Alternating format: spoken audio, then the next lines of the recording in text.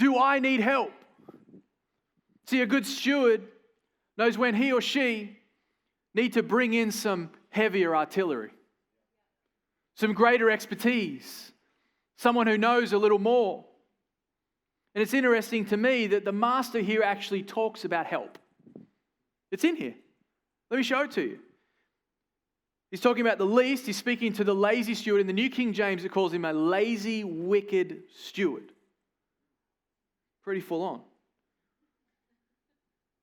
But this is a master speaking to him. He said, the least you could have done would have been to invest the sum with the bankers, when at least I would have gotten a little interest. This says to me that there was help available. That there is help available. See, he's saying you could have at least taken that sum, given it to the people who know what they're doing, that have the expertise. You could have gone and found help, and you could have brought a return to me. Are we asking for help? Do I need help?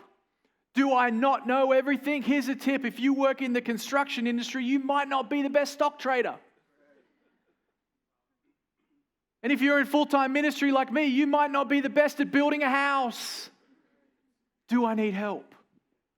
Do I need someone to help me with their resources? Are there other people that have expertise that I can lean on? I believe so much in building a team around you. In life, and I've learned this as I've got older, is I don't know how to do everything. I don't know how to figure it out. And I used to be in this mindset. I used to have a stingy mindset where I'd just be like, I don't want to pay for all that. I'll just figure it out by myself. I've got YouTube and Google. I'm good. But as I've gone on, I've just been like, man, this is worth so much more than just the money I'm paying. To bring that person in, get their expertise. Help me to do this thing. Make sure I'm making good decisions. You know, when it comes to even selecting this particular property on, we had a team around me. We had people that were talking to me, and I'd say, this is a great idea, let's do this. But that team around me with greater expertise would say, well, you haven't thought about this, this, and this. I don't think it's a good call. And I listen to that help.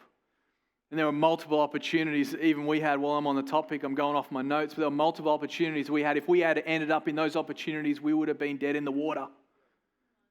For all kinds of different reasons. But we've got to be willing to ask ourselves, do I need help? Am I needing help?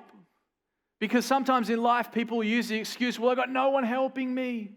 I'm helpless. No one cares. But you know, that's just pride, because you could ask someone for help. There is always someone in your world you can put your hand up and say, I need some help.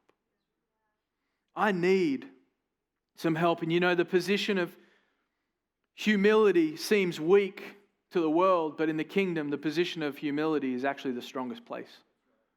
Because in Proverbs 15 and verse 22, says, without counsel, look at it, plans fail. They fail, but with many advisors, they succeed. In the coming season, what help could you ask for? What help could you engage in?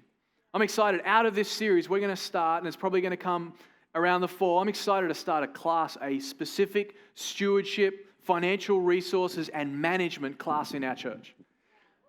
And so it's all about getting help. The basics of making all this stuff happen. We're going to offer a class of, I don't know, 3, 4, 6 weeks. I don't know how much time Bob's got available. We'll do it together. But do I need help? Am I asking for help? And I believe these are keys to helping us be great, great stewards in Jesus' name. Question 5.